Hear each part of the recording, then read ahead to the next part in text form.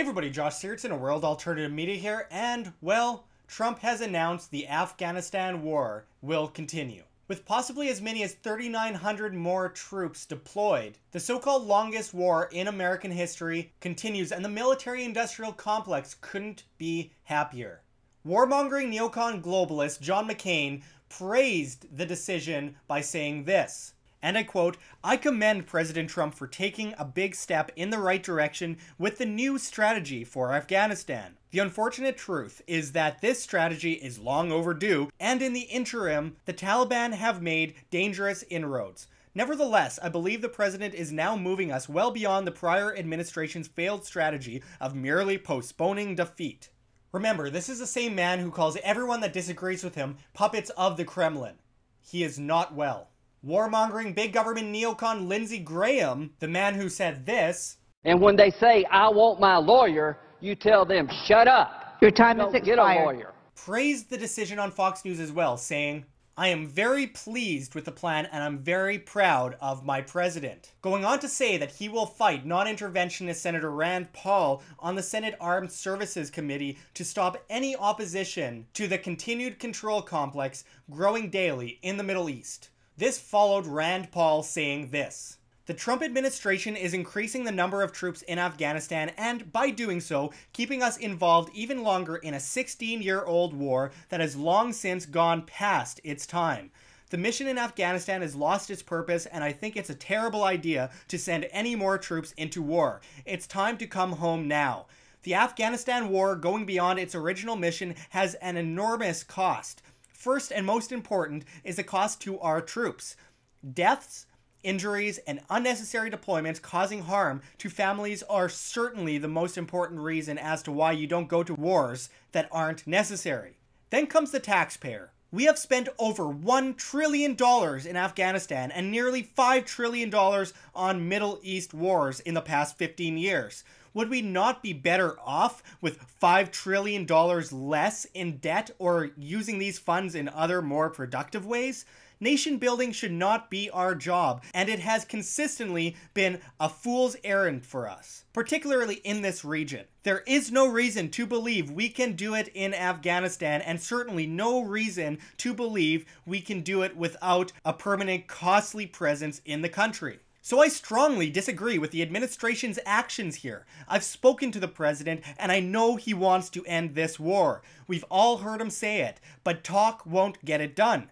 Although I've been informed that the president rejected larger expansions of troops than the one announced this week, that's not good enough. He should have rejected this one and stuck to his principles. He knows this war is over, and he, unlike the last two presidents, should have the guts to end it for real on his watch. This, of course, is part of a much larger statement by Paul, which digs into the NDAA and nation building even further. Dr. Ron Paul wrote many angry tweets regarding the president's speech, including saying, "Big issue of the night. U.S. expanding the war into Pakistan could precipitate more conflict between nuclear India and Pakistan. If Americans are tired of 16-year war, how will they feel about another decade or two? When will they wake up? There's nothing hasty about ending America's longest war. At POTUS, bowed to military-industrial establishment, doubled down on perpetual war."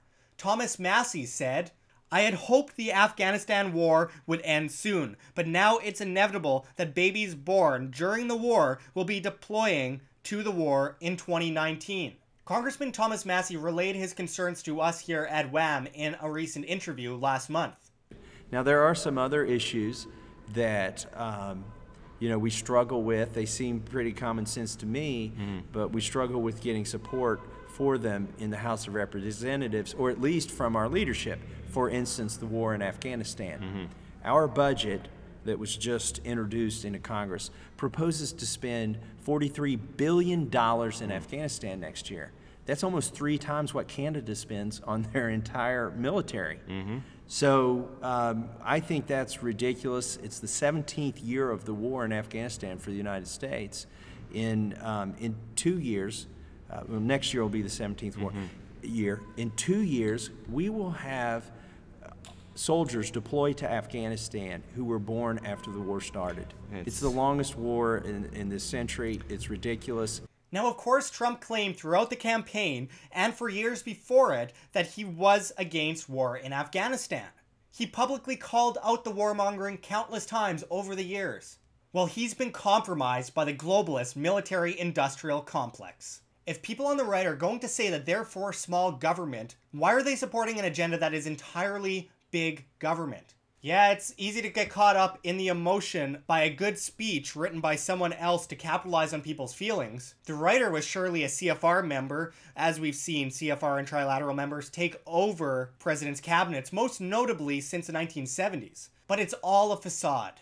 Leaving a vacuum? The vacuum is more that the US and allies have been arming and funding ISIS and arming and funding other rebel groups. They've armed and funded Al-Qaeda, the Taliban, Iraq's Ba'athist Party, the Muslim Brotherhood, and the list goes on and on. Afghanistan used to be a country where women walked around in skirts. They worked. They were even able to wear bikinis. Then groups the US armed throughout the late 1970s and early 1980s desecrated society, leading to the US having an excuse to go over, bomb the hell out of it, create puppet governments while supporting warlords, killing tens of thousands of innocent people, turning the place into Craterville, and stealing resources like gold, oil, and of course poppies. I can go extensively into this as I have many times before, but there's no need to be repetitive. This is a giant scam. When Trump says that he is not nation building, that is simply not true. That is literally what he's doing. CNN's praising this push forward, Fox News is praising it, and this warmongering creates blowback. It creates further instability. Wherever the US nation builds, terrorism enters. This has happened in Afghanistan, Iraq, Yemen, Libya, Pakistan, and the list goes on and on. The monetary system needs perpetual war, and this provides the necessities. Trump is doing exactly what Bush and Obama did. Obama bombed more countries than any other president in history. Let's not revise history and act as if his failure was pulling out. It was instead puppeting governments throughout the world and dropping bombs every freaking minute. Trump's administration is basically run by generals now. He booted out any remnants of non-interventionism. Months ago, he handed over power to the CIA to assassinate as they please without say from the Pentagon. He mimicked Hillary Clinton's belief in bombing Syria and may continue into the future, causing vast instability with Russia. He's used chemical bombs overseas. He plans on airstrikes in the Philippines. He considered military options in Venezuela. He's threatened North Korea with nuclear war. But let me correct something.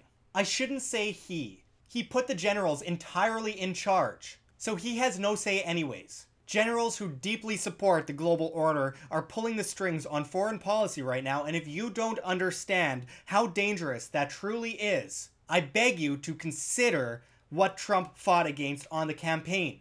Globalism. Globalism goes far further than trade deals. Global governing bodies are trying to destabilize the world and push individuals in vast collectives into fear. A populace in fear and a populace in debt is a populace in servitude. This is dramatically dangerous, and the 7-country plan quoted by General Wesley Clark many years ago is all coming to fruition, and we're seeing the final stages as people lay apathetic to what Trump does because they feel he's different. Even if he truly is, he's not in charge. When John McCain, Lindsey Graham, and Hillary Clinton are praising the president's actions, we should take another look at their support and realize there's more to this situation than meets the eye. Talk about big government, it doesn't get much bigger than the military-industrial complex. Time to get more vocal, people. Thanks for watching, everyone. Check the links below. GoFundMe, Patreon. We can't do it without you. Any donation is very much appreciated, especially as we are so vastly demonetized and censored by YouTube. The Anti-Defamation League has come in the last few weeks, and they are flagging almost all of our content as hate speech. So apparently talking about economics, freedom, the markets, pension plans, etc., etc., etc., that is hate speech and terrorism in their eyes. We have to fight back against this, and we can't do it without you if we're going to keep this operation that we work 18 hours a day on up afloat. And we are being drowned right now, so again, we can't do it without you. You can also check our Bitcoin address in the description and the comments, as well as on the screen for you to scan if you please. And also check me out at Josh Sigurdson at steemit.com. That's steemit.com, the future of social media, where you get paid in cryptocurrency, Steem to be exact, via the upvote and demand of your post. This is sure to drown the dinosaur social media, which is working every single day to censor us and muzzle us. So thanks for watching, everyone. Until next time, this is Josh Sigurdson signing out from World Alternative Media. Find the truth, be the change.